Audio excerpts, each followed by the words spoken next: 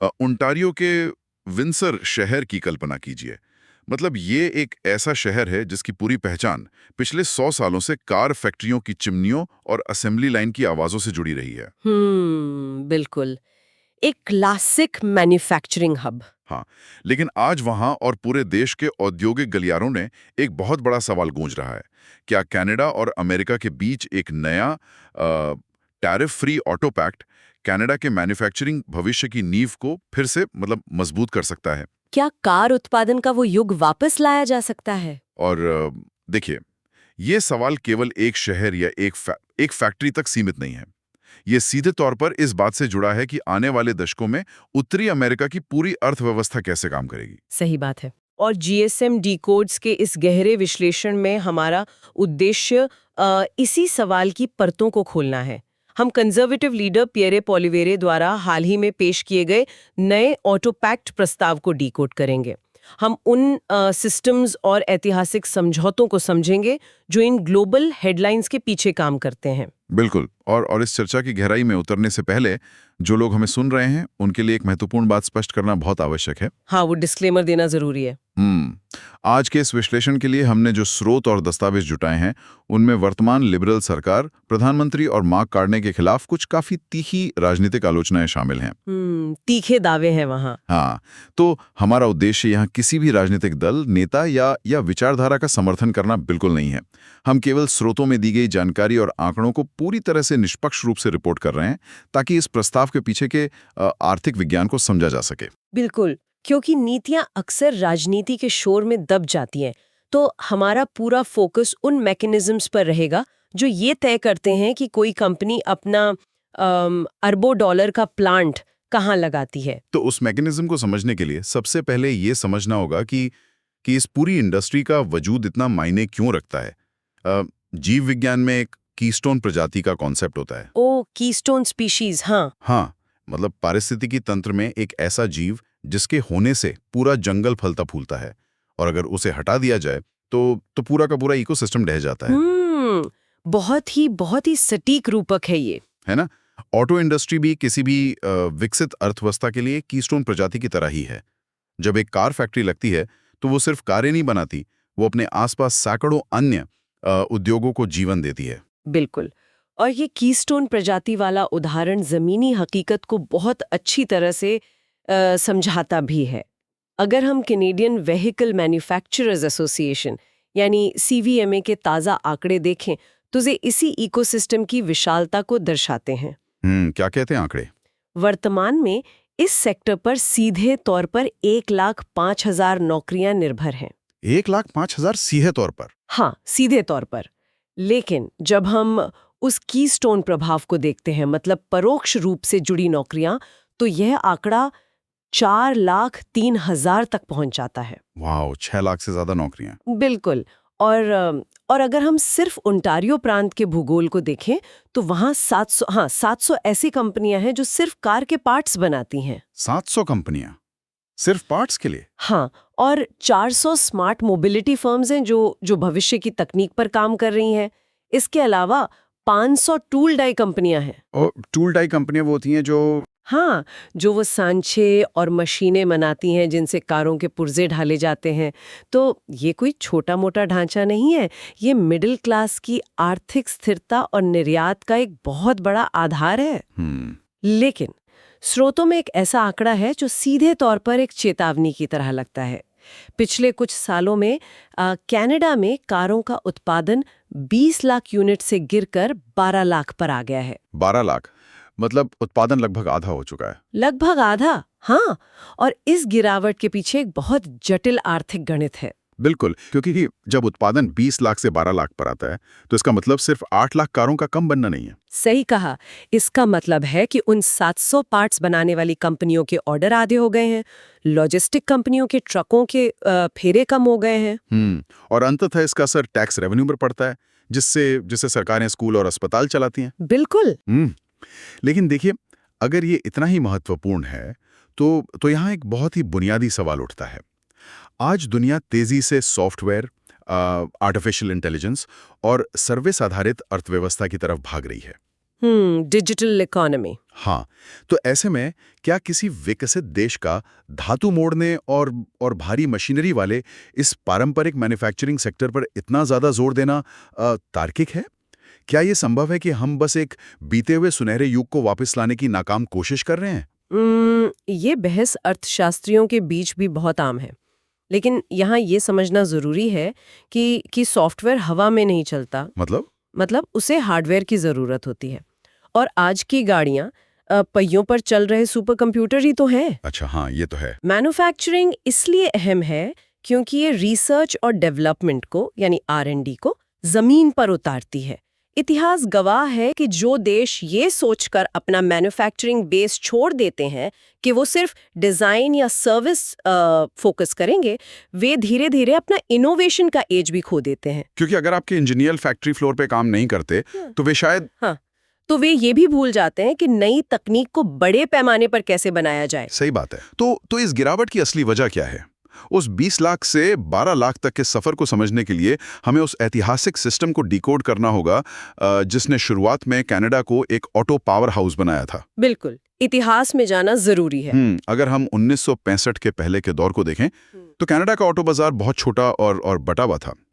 Tariff इतने ज्यादा थी कि गाड़ियां बहुत महंगी बनती थी। हाँ, अलग अलग मार्केट थे। फिर 1965 में कनाडा यूएस ऑटो पैक्ट लागू हुआ। इस एक समझौते ने बॉर्डर के आर पार पार्ट्स और गाड़ियों के बिना किसी टैरिफ के मतलब मूवमेंट को संभव बना दिया। और वो पैक्ट एक मास्टर स्ट्रोक था।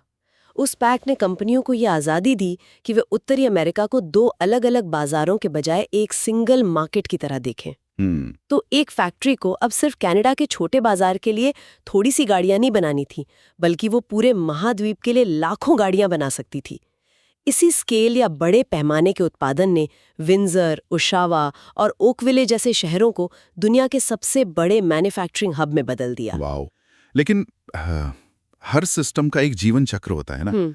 1994 में नाफ्टा यानी north American free trade agreement लागू हुआ। नाफ्टा इस एग्रीमेंट ने उस सिस्टम की भौगोलिक सीमा को बदल दिया और मेक्सिको को इस सप्लाई चेन का अहम हिस्सा बना दिया। इसे अगर हम एक बोर्ड गेम की तरह समझें। अच्छा, बोर्ड गेम। हाँ, शुरुआत में ये खेल सिर्फ दो खिलाड़ियों अमेरिका और कनाडा के बीच था जी। दोनों के पास लगभग समान संसाधन थे और दोनों एक संतुलित तरीके से खेल रहे थे। लेकिन फिर एक तीसरा खिलाड़ी मेक्सिको उस बोर्ड पर आ गया, और उस तीसरे खिलाड़ी के पास एक ऐसा चीट कोड था जिसका मुकाबला करना पहले दो खिलाड़ियों के लिए बहुत मुश्किल था। चीट कोड मतलब बेहद सस्ता श्रम। बिल्कुल सस्ता श्रम। और खेल सिर्फ यही नहीं रुका। 2000 के दशक में जब चीन विश्व व्यापार संगठन यानी WTO में शामिल हुआ तो ग्लोबल सप्लाई चेन का दरवाजा पूरी तरह खुल गया। आज स्थिति ये है कि एक गाड़ी का निर्माण इतना जटिल हो गया है कि वो पूरी तरह से असेंबल होने से पहले कम से कम 7 से 8 बार बॉर्डर पार करती है। 7 से 8 बार सिर्फ एक गाड़ी? हाँ, एक कुर्जा अमेरिका में बनता है, कनाडा में उसमें कुछ जोड़ा जाता है, फिर वो मेक्सिको जाता है और फिर वापस असेंबली के लिए उत्तर की ओर आता है। जब ये ग्लोबल कंपटीशन हावी हुआ तो पूंजी अपना रास्ता खुद तलाशने लगी और उत्पादन धीरे धीरे उस तरफ खिसकने लगा जहां लागत सबसे कम थी। तो इस पूरी ऐतिहासिक प्रक्रिया ने उस पुराने सिस्टम को कमजोर कर दिया और यहीं से पियरे पॉलिवरे के नए ऑटो पैक्ट प्रस्ताव की अहमियत शुरू होती है। ये प्रस्ताव सिर्फ पुराने सिस्टम की मरम्मत करने की कोशिश नहीं है, बल्कि ये खेल के नियम फिर से बदलने का एक प्रयास है। बिल्कुल। तो आइए इस नए प्रस्ताव के मैकेनिज्म को डिकोड करते हैं। स्रोतों के अनुसार इस प्रस्ताव का सबसे मुख्य नियम है dollar for dollar basis. Dollar for dollar basis ये काम कैसे करता है? इसका सीधा सा अर्थ ये बताया गया है कि जो भी कंपनी कनाडा में कार बनाएगी उसे उसी अनुपात में स्मॉल देशों से ड्यूटी फ्री कार कनाडा में बेचने का अधिकार मिलेगा। एक सेकेंड, इससे पहले कि हम आगे बढ़ें, यहाँ श्रोताओं के लिए कुस्मा को स्पष्ट करना जरूरी है। कुस्मा असल में नाफ्टा का ही नया रूप है ना? हाँ बिल्कुल, जिसे USMCA यानी United states Mexico Canada agreement भी कहा जाता है। ठीक है, तो ये डॉलर फॉर डॉलर का नियम कैसे लागू होगा? देखिए, कुस्मा के तहत व्यापार के नियम पहले से तय है, लेकिन ये डॉलर फॉर डॉलर का प्रस्ताव एक बहुत ही आक्रामक आर्थिक कदम है। इसे ऐसे समझते हैं, वर्तमान में कनाडा जितनी गाड़ियां बनाता है उससे कहीं ज्यादा लगभग दोगुनी गाड़ियां खरीदता है। हमारा उपभोक्ता बाजार बहुत बड़ा है। हाँ, तो ये नीति विदेशी और अमेरिकी कंपनियों से सीधे तौर पर यह कह रही है कि अगर आपको हमारे इस बड़े बाजार में अपनी गाड़ियां बिना भारी टैरिफ या टैक्स के बेचनी है, तो आपको उन गाड़ियों की कीमत के बराबर का उत्पादन हमारे देश के भीतर करना होगा। मतलब अगर आप यहाँ $1 अरब की गाड़ियां बेचना चाहते हैं तो आपको $1 अरब का मैन्युफैक्चरिंग निवेश भी यहाँ करना होगा। बिल्कुल। और इसके पीछे का लक्ष्य भी काफी स्पष्ट रखा गया है। प्रस्ताव का दावा है कि इस नीति से उत्पादन वापस 18 लाख यूनिट्स तक पहुंच जाएगा। और अगर कंज्यूमर लेवल पर जीएसटी हटाने जैसी नीतियां भी जोड़ी जाएं, तो डिमांड बढ़ के उत्पादन को वापस 20 लाख तक ले जा सकती है। और इसके साथ ही सप्लाई चेन को स्थानीय बनाए रखने के लिए यह भी शर्त है कि 75% नॉर्थ अमेरिकन कंटेंट का नियम बरकरार रखा जाएगा। 75%, यानी कार में लगने वाला 3/4 स्टील, प्लास्टिक और एल्यूमिनियम उत्तरी अमेरिका का ही होना चाहिए। हाँ, ये 75% का नियम एक तरह की दीवार है। ये सुनिश्चित करती है कि कोई कंपनी चीन या किसी अन्य देश से 90% तैयार कार लाकर सिर्फ उस पे यहाँ का ठप्पा ना लगा दे। अच्छा, मतलब बस एक स्टिकर लगाकर ना बेच दे। बिल्कुल। ये नियम उस कीस्टोन प्रजाति वाले इकोसिस्टम को बचाने का टूल है, जिससे वो 700 पार्ट्स कंपनियां जिंदा रह सकें। लेकिन देखिए, यहाँ इस नीति की व्यावहारिकता पर एक बहुत बड़ा सवाल खड़ा होता है। ये $1 फॉर $1 का नियम कागज पर तो बहुत तार्किक लगता है जी, गणितीय रूप से भी सटीक है। हाँ, कागज पर तो है। लेकिन क्या महज ड्यूटी फ्री बाजार का लालच देकर किसी देश की सरकार दुनिया की सबसे बड़ी कार कंपनियों को अपनी $multi-billion की सप्लाई चेन रातों रात शिफ्ट करने पर मजबूर कर सकती है? ये एक बहुत ही जायज शंका है। क्योंकि एक कार कंपनी अपना प्लांट कहाँ लगाएगी ये सिर्फ टैरिफ पर निर्भर नहीं करता, है ना? वहाँ ऊर्जा की लागत क्या है, लेबर कानून कैसे हैं, क्या वहाँ पर्याप्त कुशल मजदूर हैं, क्या ये मल्टीनेशनल कंपनियां इतने बड़े बदलाव के लिए आसानी से तैयार होंगी? देखिए, सच्चाई ये है कि सप्लाई चेन रातों रात नहीं बदलती। एक नया कार प्लांट बनाने में कम से कम 3 से 5 साल लगते हैं और अरबों डॉलर का कैपिटल एक्सपेंडिचर या निवेश होता है। करोड़ों अरबों का खेल है। हाँ, टैरिफ से बचने का लालच बहुत बड़ा है, लेकिन अगर एक कंपनी को लगता है कि कनाडा में बिजली बहुत महंगी है या टैक्स का ढांचा उनके अनुकूल नहीं है, तो वो शायद टैरिफ देना मंजूर कर लेगी, लेकिन अपना प्लांट वहां नहीं लगाएगी। मतलब सिर्फ एक नियम काफी नहीं होगा? बिल्कुल नहीं। इस नीति को सफल होने के लिए पूरे औद्योगिक वातावरण को बदलना होगा। और ये चुनौती तब और भी बड़ी हो जाती है जब हम इस पूरी तस्वीर में एक नए ग्लोबल थ्रेट को शामिल करते हैं। और वो थ्रेट है इलेक्ट्रिक व्हीकल या ईवी क्रांति, और उसमें चीन का अप्रत्याशित दबदबा। जब हम कारों के भविष्य की बात करते हैं तो हम सिर्फ इंजनों की बात नहीं कर रहे, हम बैटरियों की बात कर रहे हैं। बिल्कुल, बैटरियों की। और पिछले 15 सालों में चीन ने राज्य के भारी सब्सिडी और रणनीतिक योजना के जरिए ग्लोबल बैटरी सप्लाई चेन और ईवी मैन्युफैक्चरिंग पर पूरी तरह से कब्जा कर लिया है। हाँ, स्रोतों में सीवी के सीईओ ब्रायन किंगस्टन का एक बयान है जो इस खतरे की गंभीरता को बहुत साफ तरीके से सामने रखता है। क्या कहा उन्होंने? उनका कहना है कि यूरोप ने बिना सोचे समझे अपने दरवाजे चीनी ईवी कंपनियों के लिए खोल दिए, और इसका नतीजा ये हुआ कि यूरोप की अपनी स्थापित ऑटो इंडस्ट्री ने 90,000 नौकरियां खो दी। Oh wow, 90,000! हाँ, 90,000। चीन की गाड़ियां इतनी सस्ती थीं कि स्थानीय कंपनियां मुकाबला ही नहीं कर पाईं। और ये ट्रेंड अब उत्तरी अमेरिका में भी दिख रहा है। आंकड़ों के मुताबिक अभी 49,000 चीनी गाड़ियां कनाडा के बाजार में आ रही हैं। पहली नजर में ये पूरे बाजार का सिर्फ 3% लग सकता है, लेकिन अगर हम सिर्फ ईवी की बिक्री का विश्लेषण करें तो ये उसका 1/3 हिस्सा है। 1/3? ये आंकड़ा तो नीति निर्माताओं के रातों की नींद उड़ाने वाला है। बिल्कुल। और इसीलिए इस नए प्रस्ताव में चीन या रूस के सॉफ्टवेयर वाली कनेक्टेड कारों पर पूरी तरह से बैन लगाने और चीनी आयात पर भारी टैरिफ लगाकर उसे रोकने की बात शामिल है। कनेक्टेड कारें मतलब जो इंटरनेट से जुड़ी होती हैं? हाँ, क्योंकि आज की गाड़ियां लगातार डेटा कलेक्ट करती हैं, कैमरा, सेंसर और नेविगेशन के जरिए। इसलिए ये अब सिर्फ रोजगार बचाने का मुद्दा नहीं है, ये राष्ट्रीय सुरक्षा और डेटा प्राइवेसी का भी मुद्दा बन गया है। सही कहा। लेकिन ईवी को लेकर इस प्रस्ताव का एक और पहलू है जिसने सबसे ज्यादा राजनीतिक और सार्वजनिक बहस छेड़ दी है। प्रस्ताव में मौजूदा ईवी मैंडेट को पूरी तरह से खत्म करने की बात कही गई है। ईवी मैंडेट को खत्म करना। यहाँ ये समझना जरूरी है कि ईवी मैंडेट आखिर है क्या।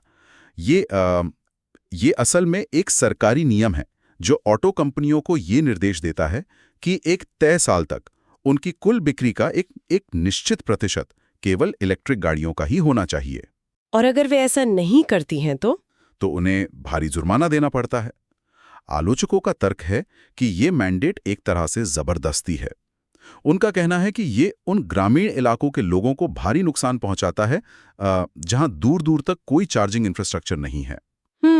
जहां चार्जिंग स्टेशन ही नहीं है वहां ईवी कौन खरीदेगा? बिल्कुल। और ये नियम परोक्ष रूप से विदेशी, विशेषकर चीनी गाड़ियों को बाजार में जगह बनाने के लिए एक तरह से सब्सिडी देने का काम कर रहा है। देखिए, ये ईवी मैंडेट का मुद्दा किसी भी देश की औद्योगिक नीति के सबसे मुश्किल सवालों में से एक है। एक तरफ पर्यावरण और जलवायु परिवर्तन के लक्ष्य हैं जिन्हें पूरा करने के लिए सरकारों ने ये नियम बनाया, लेकिन दूसरी तरफ जमीनी हकीकत है। अगर आप कंपनियों को ऐसी गाड़ियां बेचने के लिए मजबूर करेंगे जिन्हें खरीदने के लिए आम लोग तैयार नहीं हैं या जिन्हें चार्ज करने की सुविधा मौजूद नहीं है, तो कंपनियां घाटे में चली जाएंगी। और अगर हम इस तर्क को थोड़ा और आगे ले जाएं, तो हमारे सामने एक बहुत बड़ा विरोधाभास खड़ा हो जाता है। कैसा विरोधाभास? ये स्थिति कुछ ऐसी है कि हम भविष्य की सबसे तेज बुलेट ट्रेन यानी इलेक्ट्रिक व्हीकल्स की ग्लोबल रेस में अपनी सीट पक्की करना चाहते हैं, लेकिन साथ ही हम अपनी पुरानी भाप वाली ट्रेन यानी पेट्रोल डीजल पर चलने वाली गाड़ियों को भी बंद नहीं करना चाहते। क्या एक ही समय में दो बिल्कुल अलग-अलग दिशाओं में जाना संभव है? ये विरोधाभास सुनने में अजीब लग सकता है, लेकिन ऑटो इंडस्ट्री का पूरा आर्थिक मॉडल इसी पर टिका है। देखिए, कोई भी बदलाव रातों रात नहीं होता है। बिल्कुल। आज भी फोर्ड, टोयोटा या जनरल मोटर्स जैसी कंपनियों का 80 से 90% मुनाफा उन भाप वाली ट्रेनों यानी पुरानी पेट्रोल डीजल गाड़ियों और ट्रकों को बेचकर ही आ रहा है। तो ईवी मैन्युफैक्चरिंग अभी भी उनके लिए अभी भी घाटे का सौदा है। वे पुरानी तकनीक से कमाए गए मुनाफे को ही नई ईवी तकनीक के शोध और विकास में लगा रहे हैं। अच्छा, तो अगर सरकार किसी नियम के जरिए अचानक पुरानी गाड़ियों की बिक्री रोक दे, तो इन कंपनियों के पास नई तकनीक में निवेश करने के लिए पैसा ही नहीं बचेगा। इसलिए ट्रांजिशन बहुत सोच समझ कर करना होगा। तो चलिए इन सभी नियमों और थ्योरी से आगे बढ़कर ये देखते हैं कि जमीन पर इसका असली असर क्या होगा। अगर ये नया ऑटोपैक प्रस्ताव लागू हो जाता है और ये काम कर जाता है, तो ब्रैम्पटन, ओशावा और विंडसर जैसे शहरों पर और आम लोगों की जिंदगी पर इसका क्या प्रभाव पड़ेगा? अगर नीतियां सही दिशा में काम करती हैं, तो इसका असर पूरे शहरों का कायाकल्प कर सकता है। जब एक नया कार प्लांट लगता है या पुराना प्लांट अपनी क्षमता दोगुनी करता है, तो सिर्फ उस फैक्ट्री में काम करने वाले लोगों की आमदनी नहीं बढ़ती, आसपास का इकोसिस्टम भी तो बढ़ता है। बिल्कुल, उस इलाके का पूरा रियल एस्टेट मार्केट बूम करता है। स्थानीय सप्लायर्स को नए कॉन्ट्रैक्ट्स मिलते हैं, छोटे व्यवसायों और रिटेल सेक्टर में पैसा आता है। ये एक चेन रिएक्शन की तरह काम करता है। स्रोतों में जर्मनी और दक्षिण कोरिया का उदाहरण दिया गया है। जर्मनी में फोक्सवैगन और BMW और दक्षिण कोरिया में हुंडई ने सरकारी नीतियों के मजबूत समर्थन से ही बिल्कुल न सिर्फ अपना अस्तित्व बचाया, बल्कि वे ग्लोबल लीडर बने। उन्होंने दिखाया है कि कैसे एक राष्ट्र की औद्योगिक नीति पूरे देश की अर्थव्यवस्था को दिशा दे सकती है। लेकिन हर बड़ी योजना में जोखिम होते हैं, और यहाँ सबसे बड़ी बाधा खुद अमेरिका है। अमेरिका के साथ किसी भी ट्रेड डील को नेगोशिएट करना कभी-कभी आसान नहीं रहा है ना? कभी नहीं। उनके अपने संरक्षणवादी नियम हैं। बिल्कुल। स्रोतों में यह दावा किया गया है कि हाल ही में अमेरिकी टैरिफ और नीतियों की वजह से कनाडा को पहले ही लगभग $2 बिलियन का भारी नुकसान उठाना पड़ा है। देखिए, अमेरिका का रुख हमेशा से अमेरिका फर्स्ट का रहा है, और इसके अलावा कनाडा की अपनी आंतरिक जटिलताएं भी हैं जो इस योजना को मुश्किल बनाती हैं। आंतरिक जटिलताएं जैसे कि ब्रिटिश कोलंबिया और क्यूबिक जैसे प्रांतों ने अपने खुद के अलग ईवी मैंडेट लागू कर रखे हैं। ओह, मतलब नेशनल पॉलिसी अलग और स्टेट पॉलिसी अलग। बिल्कुल। जब एक ही देश के भीतर अलग-अलग प्रांतों में गाड़ियों की बिक्री के नियम अलग-अलग हों, तो किसी भी कंपनी के लिए राष्ट्रीय स्तर पर सप्लाई चेन प्लान करना एक दुस्वप्न बन जाता है। कंपनियों को स्थिरता और एकरूपता चाहिए होती है। तो अगर अमेरिका के पास खुद इतनी ताकत है और कनाडा के अंदरूनी नियम ही इतने उलझे हुए हैं, तो अमेरिका इस नए टैरिफ फ्री ऑटो पैक्ट के लिए क्यों राजी होगा? इसमें उसका क्या फायदा है? ये इस पूरे भू राजनीतिक समीकरण का सबसे दिलचस्प हिस्सा है। अगर हम सिर्फ व्यापार के आंकड़ों को देखें तो अमेरिका का कनाडा के साथ ऑटो सेक्टर में एक ट्रेड सरप्लस है। ट्रेड सरप्लस मतलब अमेरिका हमें ज्यादा बेचता है और खरीदता कम है। हाँ, इसका मतलब है कि अमेरिका कनाडा से जितनी गाड़ियां और पुर्जे खरीदता है उससे कहीं ज्यादा वो कनाडा को बेचता है। तो एक पूरी तरह से टैरिफ फ्री और एकीकृत बाजार अमेरिकी कंपनियों के लिए भी मुनाफे का सौदा है। लेकिन इससे भी बड़ी वजह रणनीतिक है। अमेरिका इस समय चीन के साथ एक लंबी तकनीकी और आर्थिक लड़ाई में है। अमेरिका जानता है कि वो अकेले चीन की मैन्युफैक्चरिंग क्षमता का मुकाबला नहीं कर सकता। यानी उसे अपने आसपास एक सुरक्षित घेरा चाहिए। बिल्कुल, अमेरिका को एक ऐसा पार्टनर चाहिए जिसके पास न सिर्फ सुरक्षित बाजार हो बल्कि भविष्य की बैटरियों के लिए जरूरी क्रिटिकल मिनरल्स का भंडार भी हो, जो कनाडा के पास है। तो रणनीतिक तौर पर ये अमेरिका की भी मजबूरी है कि वो उत्तरी अमेरिका की सप्लाई चेन को मजबूत करें। सही कहा। तो इन सभी जटिल तर्कों, ऐतिहासिक गलतियों और भविष्य के खतरों को एक साथ रखकर देखें तो इस पूरे प्रस्ताव का और इस बहस का अंतिम निष्कर्ष क्या निकलता है? निष्कर्ष ये है कि ये बहस अब सिर्फ इस बारे में नहीं रह गई है कि एक कार में कितने पुर्जे कहाँ बनेंगे। ये कनाडा की आर्थिक पहचान का यानी इकोनॉमिक आइडेंटिटी का सवाल बन गया है। बिल्कुल। दशकों से कनाडा की अर्थव्यवस्था मुख्य रूप से जमीन से प्राकृतिक संसाधन निकालने और हाउसिंग या रियल एस्टेट के भरोसे चलती रही है। लेकिन 21वीं सदी की ग्लोबल इकोनॉमी तेजी से बदल रही है। तो ये तय करने का समय है कि क्या कनाडा केवल इन्हीं पारंपरिक सेक्टर्स पर निर्भर रहकर अपनी गुजर बसर करेगा या वो नई सदी के उन्नत मैन्युफैक्चरिंग और ईवी इकोसिस्टम का एक ग्लोबल लीडर बनकर उभरेगा। हाँ, पोलिवेरे का यह प्रस्ताव महज एक चुनाव का मैनिफेस्टो नहीं है। ये एक औद्योगिक दिशा चुनने का प्रयास है। यह देखना बाकी है कि क्या कागज पर लिखे ये नियम जमीन पर उन बहुराष्ट्रीय कंपनियों को अपना रास्ता बदलने पर मजबूर कर पाएंगे या नहीं। और ये बदलाव सिर्फ एक नीति या एक सरकार से नहीं आएगा, है ना? बिल्कुल नहीं। इसके लिए लेबर यूनियनों, निवेशकों और अंतर्राष्ट्रीय कूटनीति का एक साथ अलाइन होना जरूरी है। तो इस पूरी चर्चा को समेटते हुए श्रोताओं के लिए एक विचारणीय सवाल है जिस पर गहराई से सोचने की जरूरत है। वो क्या? अगर ये प्रस्ताव सफल होता है और नॉर्थ अमेरिका अपनी पूरी सप्लाई चेन को बाहरी दुनिया, खासकर चीन और एशिया से पूरी तरह से बंद करके खुद को एक आर्थिक किले में, एक फोर्ट्रेस में तब्दील कर लेता है। Fortress north America. हाँ, तो क्या इसके लिए के भीतर नौकरियां और विकास सुरक्षित रहेंगे या फिर ग्लोबल कंपटीशन की कमी के कारण नॉर्थ अमेरिका की गाड़ियां बाकी दुनिया के मुकाबले तकनीकी रूप से पिछड़ जाएंगी? ये बहुत बड़ा सवाल है। क्या हम सुरक्षा की कीमत इनोवेशन की बलि देकर तो नहीं चुकाएंगे? ये एक ऐसा सवाल है जो आने वाले दशक की आर्थिक नीतियों को तय करेगा। बिल्कुल, ये एक ऐसा दुविधापूर्ण सवाल है जिसका जवाब समय ही देगा, लेकिन इसके परिणाम पूरे वैश्विक बाजार को जरूर प्रभावित करेंगे। अगर आप हमारी दुनिया को आकार देने वाले इन सिस्टम्स के बारे में और गहराई से जानना चाहते हैं तो उन विश्लेषणों के लिए GSM डिकोड्स को फॉलो करें, जो हेडलाइंस के पीछे की कहानियों को डिकोड करते हैं।